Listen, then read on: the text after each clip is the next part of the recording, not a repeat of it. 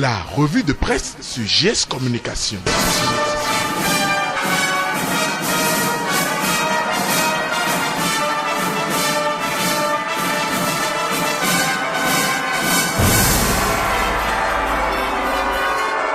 La revue de presse sur JS Communication. Mesdames, Messieurs, amis des journaux, bonjour et bienvenue à ce rendez-vous de l'actualité sur JS TV. Tel que d'ici et annoncé par les réseaux sociaux, les canards parus ce vendredi 7 juin 2019 confirment que l'ancien président Boni Yayi est convoqué au tribunal ce jour. Bénin Intelligent rassure que l'homme ne fera pas le déplacement, mais sera écouté chez lui au sujet des violences post-électorales. Le matinal certifie que le juge d'instruction du 4e cabinet près le tribunal de première instance de Cotonou, Aubin Kodjo, sera au domicile de Boni Yayi afin de l'auditionner dans le dossier violence des 1er et 2 mai dernier. Oui, accusé de commanditaire des émeutes post-électorales des 1er et 2 mai dernier, le leader du jour écrit que Boni Yayi donnera sa part de vérité ce vendredi en son domicile à Kagéoum. Ayant eu écho de cette information, 5 minutes voit déjà des ennuis judiciaires de Boni Yayi, mais l'opposition, puis scandale, rallonge le confrère. Toujours au sujet de la convocation de Boni Yayi au tribunal, le nouvel observateur se demande si le gouvernement opte vraiment pour la paix. En tout cas, l'imprimé annonce un probable blocage des rues de Kagéoum ce jour. Sans prendre de distance, Matin Libre observe le climat post-électoral et n'y note que les signes d'une main tendue déguisée. Voilà ce qui pousse la dépêche à analyser les bonnes intentions du pouvoir partagé entre les déboires de Boni Yayi et la quête d'un dialogue inclusif. De toute façon, le potentiel clame qu'il n'y a pas d'affolement à l'audition de Boni Yayi par le juge à son domicile ce jour. Pour le journal de Adrien Atikpator, c'est une procédure régulière. Cet avis tranché donné par le potentiel n'a aucunement empêché le pays émergent à se demander si Patrice Talon veut réellement la paix. Que devient alors la main tendue du chef de l'État pour le dialogue, se demande à nouveau le pays émergent. Mais donc Lamabalo répond qu'il prend la déclaration de Patrice Talon comme un aveu. Pour Nord-Sud Quotidien, apaisement oui, mais justice d'abord. Le Béninois libéré annonce que Boni Yayi ne sera pas le seul à être écouté ce jour. Kimi Tokpe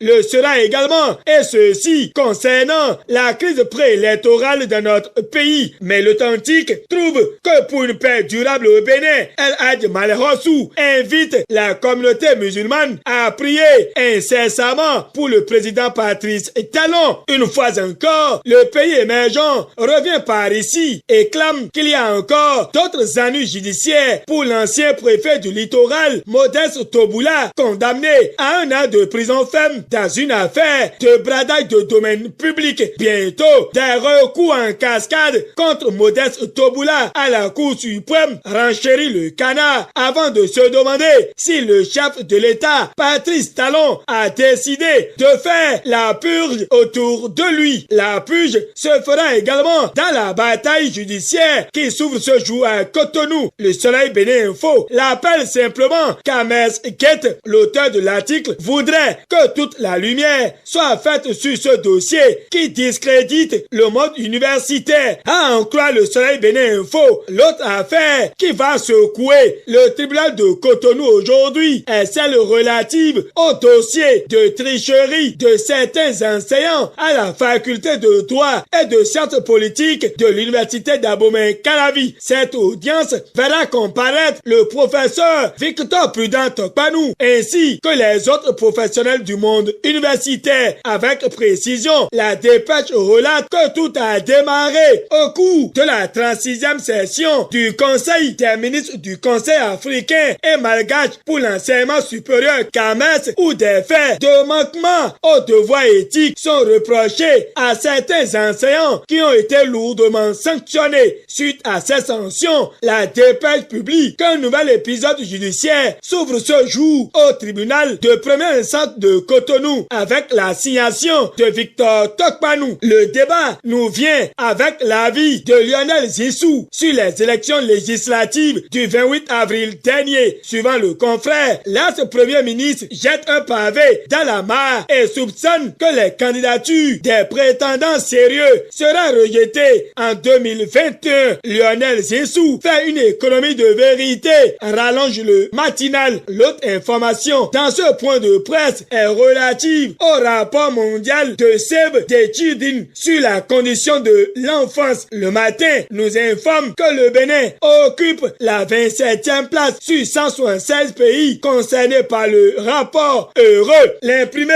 note une nette amélioration des conditions des enfants dans notre pays. Du côté de la nation, c'est la revue du groupe thématique gouvernance administrative qui préoccupe et le quotidien du service public voit qu'il y a 86,21% d'exécution des réformes pour 2018-2019. La nation nous situe également sur la désignation au sein des parlements régionaux et autres, puis étale que c'est la clé de répartition des 26 sièges qui a été adoptée. Ainsi dit, la plénière accorde 9 sièges à l'Union progressiste et 6 au bloc républicain. Renseigne le matinal. Du côté du quotidien d'Abarou, ce n'est pas la joie car plus de 600 tonnes de coton sont consumées suite à un grave incendie dans l'usine Bénin Coton de Niki. Pour non-respect du code routier, le confrère de la matinée a vu que plusieurs motos sont arrêtées par les éléments de la police républicaine. Le respect coûte peu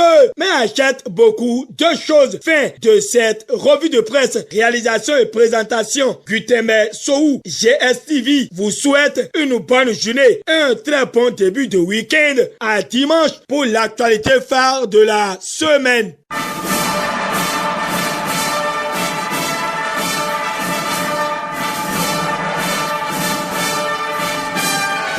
C'était la revue de presse sur GS Communication. Instant pub.